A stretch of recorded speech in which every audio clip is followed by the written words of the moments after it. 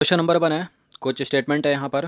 पहला स्टेटमेंट है, राजमहल गारो गैप की उत्पत्ति प्रायद्वीपीय भारत के संचालन के दौरान धसाव की प्रक्रिया के कारण हुई और इसके द्वारा छोटा नागपुर का राजमहल पर्वत जो है वह मेघालय का गारो पर्वत अलग होता है, इसलिए इसे राजमहल गारो गैप कहते हैं। तो करेक्ट है पहला वाला स्टेटमेंट और करेक्ट है दूसरा वाला भी स्टेटमेंट, सी है इसका उत्तर। तो देखिए, राजमहल गारो गैप को मालदा गैप भी कहते हैं, याद रखिएगा। दोनों के दोनों करेक्ट हैं, ये एक बार और पढ़ लीजिएगा। चलिए क्वेश्चन नंबर 2 पर आ जाइए। देखिए, जिसकी एक्सप्लेनेशन नहीं है उसको 2 बार पढ़िए क्योंकि सीधा सीधा है, करेक्ट हो गया है। सतमाला, अजंता, बालाघाट, हरिश्चंद्र जैसी पहाड़ियों का विस्तार किस पठारी क्षेत्र में है? कर्नाटक का पठार, मेघालय का पठार, दक्कन ट्रैप या फिर आंध्र प्रदेश का पठार। देखिए, अजंता, एलोरा, ये गुफा कहाँ पर है? महाराष्ट्र में। तो पहाड़ी का नाम भी कहाँ होना चाहिए? महाराष्ट्र होगा। सतमाला की पहाड़ियाँ कहाँ पर? महाराष्ट्र में। अब कर्नाटक का पठार कहाँ पर है? इंडिया का मैप तो पता ही होगा ना सबको। कर्नाटक यहाँ, महाराष्ट्र यहाँ, एलिमिनेट कीजिए। मेघालय कहाँ पर है? ये भी नहीं होगा। आंध्र प्रदेश, तो दक्कन ट्रैप हो जाएगा, सी।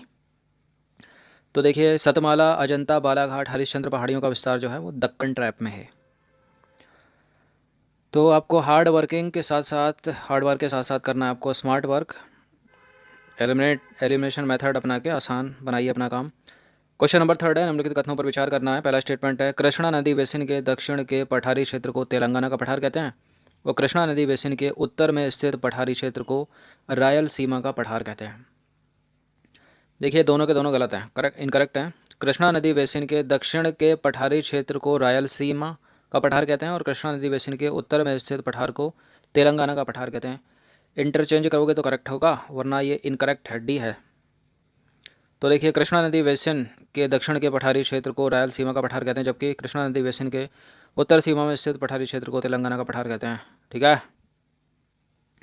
क्वेश्चन नंबर 4 पर आ जाइए। बेलीकोंडा, पालकोंडा, नल्ला मलाई पर्वतों का विस्तार निम्नलिखित में से किस पठार पर स्थित है? तेलंगाना का पठार, रायलसीमा का पठार, कर्नाटक का पठार या फिर मेघालय का पठार? बताइए आंसर क्या है इसका। बेलीकोंडा, पालकोंडा, नल्ला मलाई पर्वतों का विस्तार है कहाँ पर? मेघालय के पठार में तो है नहीं। बताइए इन तीन में से उत्तर क्या है इसका आंसर? Option number B. तो देखिए, वेलिकोंडा का पालकोंडा नल्लामलाई पर्वतों का जो विस्तार है वो रायलसीमा के पठार पर है, जो आंध्र प्रदेश के पठार का भाग है। क्वेश्चन नंबर 5 पर आ जाइए। निम्नलिखित कथनों पर विचार करना है। 2 स्टेटमेंट है यहाँ पर, बताना कि इनमें से कौन सा करेक्ट होगा। कृष्णा और कावेरी नदी बेसिन के मध्य कोलेरू झील अवस्थित है और बाबा बूदन का ऊंचा पर्वतीय क्षेत्र कर्नाटक के पठार पर स्थित है। देखिए, बाबा बूदन का ऊंचा पर्वतीय क्षेत्र कर्नाटक के पठार पर स्थित है, करेक्ट है स्टेटमेंट। कोलेरू लेक कहाँ पर है? आंध्र प्रदेश में और तमिलनाडु के बॉर्डर पर, या आंध्र प्रदेश में है? देखिए, आंध्र प्रदेश में कोलेरू लेक है और ये कृष्णा और गोदावरी होगा ना, कावेरी नहीं, एलिमिनेट करिए इसको, केवल 2 है। तो कृष्णा और गोदावरी नदी बेसिन के मध्य स्थित है कोलेरू झील और बाबा बूदन की पहाड़ी कर्नाटक के पठार पर अवस्थित है, याद रखिएगा। कृष्णा, गोदावरी या कावेरी नहीं है। क्वेश्चन नंबर 6 पर आ जाइए। निम्नलिखित कथनों पर विचार करना है। पहला स्टेटमेंट है, पश्चिमी घाट का विस्तार अरब सागर के समानांतर लगभग 1600 किलोमीटर की लंबाई में है और पश्चिमी घाट या वेस्टर्न घाट को सह्याद्री भी कहा जाता है। बिल्कुल, वेस्टर्न घाट को सह्याद्री भी कहा जाता है। पहला स्टेटमेंट भी करेक्ट है। अरब सागर के तट के समांतर 1600 किलोमीटर है, 1600 किलोमीटर है। अगर पूछा जाए, ये प्रश्न पूछा भी गया यूपीएससी सिविल सेवा में कि जो वेस्टर्न घाट है कितने राज्यों में फैला है, तो आप गुजरात से लेकर गिन लीजिएगा कहाँ तक, तमिलनाडु तक। तो करेक्ट फिलहाल सी हो जाएगा इसका आंसर। तो देखिए, वेस्टर्न घाट का विस्तार अरब सागर तट के समानांतर 1600 किलोमीटर की लंबाई में है और वेस्टर्न घाट को सह्याद्री भी कहा जाता है।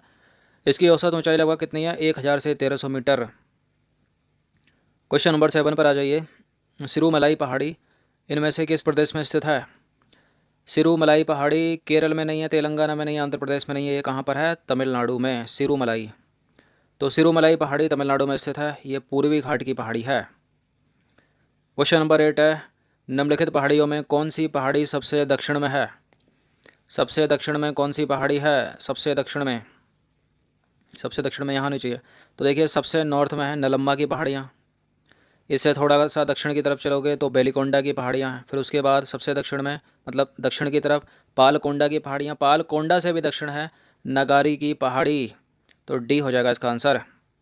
तो देखिए नगारी पहाड़ी जो है वो आंध्र प्रदेश में है। उपरोक्त दिए गए पहाड़ियों में ये सबसे दक्षिण में स्थित है।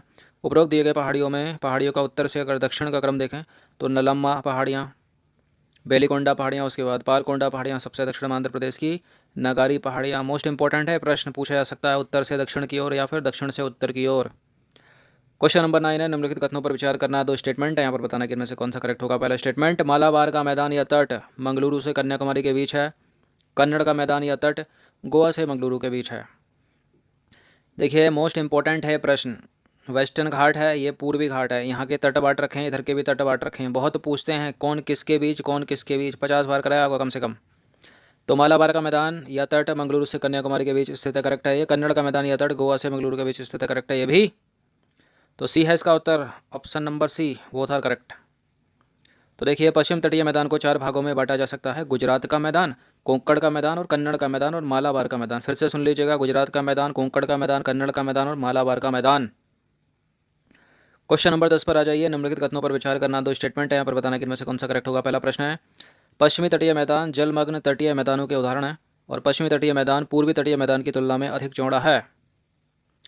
देखिए पहला वाला करेक्ट है, दूसरा इनकरेक्ट है, क्योंकि वेस्टर्न घाट जो है ना वो कम चौड़ा है, पूर्वी घाट अधिक चौड़ा है। लिखा गया है इसमें पश्चिमी घाट की तुलना में, पश्चिमी तटीय मैदान पूर्वी तटीय मैदान की तुलना में अधिक चौड़ा है। गलत है, क्योंकि पूर्वी तटीय मैदान अधिक चौड़ा है, पश्चिमी तटीय मैदान नहीं। तो इसका आंसर हो जाएगा ऑप्शन नंबर ए। सेकंड वाले को करिए तो एलिमिनेट जरा। तो पश्चिमी तटीय मैदान जलमग्न तटीय मैदान के उदाहरण है और पूर्वी तटीय मैदान पश्चिमी तटीय मैदान की तुलना में अधिक चौड़ा है। तो देखिए यह है इंडिया का मैप, ये अधिक चौड़ा है, ये कम चौड़ा है। क्वेश्चन नंबर 11 पर आ जाइए। निम्नलिखित कथनों पर विचार करें। दो स्टेटमेंट है यहाँ पर, बताना कि इनमें से कौन सा करेक्ट होगा। पूर्वी तटीय मैदान क्षेत्र में काली मृदा की अधिकता होने के कारण चावल की खेती की जाती है और चिल्का व पुलिकट लगून झीलें पूर्वी तटीय मैदान में स्थित हैं। बताइए क्या है इसका आंसर। चलिए, पूर्वी तटीय मैदान क्षेत्र में काली मृदा की अधिकता होने के कारण चावल की खेती की जाती है। देखिए काली मिट्टी चावल की खेती के लिए थोड़ी होती है, कपास की खेती के लिए होती है ना काली मिट्टी। तो चिकनी मिट्टी है, पूर्वी मैदानी क्षेत्र में चिकनी मिट्टी की अधिकता के कारण चावल की खेती की जाती है, इसलिए गलत है पहला वाला स्टेटमेंट। चिलिका व पुलिकट लैगून झीलें पूर्वी तटीय मैदान में स्थित हैं, दूसरा वाला करेक्ट है। तो इसका आंसर हो जाएगा ऑप्शन नंबर बी, केवल 2। तो देखिए चिलिका व पुलिकट लैगून झीलें पूर्वी तटीय मैदान में स्थित हैं और पूर्वी तटीय मैदान में चिकनी मिट्टी की प्रधानता के कारण चावल की खेती की जाती है। काली मृदा जो होती है वो कपास की खेती के लिए अत्यधिक महत्वपूर्ण होती है। क्वेश्चन नंबर 12 है, निम्नलिखित में से कौन सा एक कथन असत्य है इन 4 में से। स्वर्णरेखा नदी से महानदी के बीच के तट को उत्कल तट कहते हैं और कृष्णा नदी से कन्याकुमारी के बीच के तट को कोरोमंडल तट कहते हैं और महानदी से कृष्णा नदी के बीच के क्षेत्र को उत्तरी सरकार तट कहते हैं। कौन सा इसमें इनकरेक्ट है। ये सारे के सारे करेक्ट हैं, कोई गलत नहीं है इसमें, तो डी हो जाएगा इसका उत्तर। उपरोक्त में से कोई भी गलत नहीं है क्योंकि उपरोक्त सारे के सारे कथन सही हैं। क्वेश्चन नंबर 13 पर आ जाइए। निम्नलिखित कथनों पर विचार करना है। पहला स्टेटमेंट है, पूर्वी तटीय मैदान को दक्षिण पश्चिमी मानसून और उत्तर पूर्वी मानसून दोनों मानसून से जो है वर्षा प्राप्त होती है। पूर्वी तटीय मैदान की नदियां अपने मुहाने पर एस्चुरी बनाती हैं। पूर्वी तटीय मैदान की नदियाँ, इधर की नदियाँ एस्चुरी थोड़ी बनाती हैं, डेल्टा बनाती है ना, इधर की नदियाँ बनाती हैं एस्चुरी अधिकतर। तो इसका आंसर पहला करेक्ट है, सेकंड वाला एलिमिनेट करिए। तो देखिए पूर्वी तटीय मैदान की नदियां अपने मुहाने पर डेल्टा बनाती हैं, एस्चुरी नहीं बनाती। क्वेश्चन नंबर 14 मोस्ट इंपॉर्टेंट है प्रश्न, अंडमान निकोबार द्वीप समूह की राजधानी पोर्ट ब्लेयर निम्नलिखित में से किस अंडमान द्वीप पर स्थित है। किस द्वीप पर स्थित है, इनको उत्तर से दक्षिण की ओर भी सजाने के लिए पूछ लिया जाता है। तो देखिए ये स्थित है दक्षिणी अंडमान में, ऑप्शन नंबर ए है इसका उत्तर। एक प्रश्न इससे पूछ लिया जाएगा अलग से कि 4 अंडमानों में सबसे दक्षिण में कौन सा होगा। तो इसका मतलब ये नहीं है कि दक्षिण अंडमान, देखिए अंडमान आपने देखा होगा किस तरह से फैला, ये है।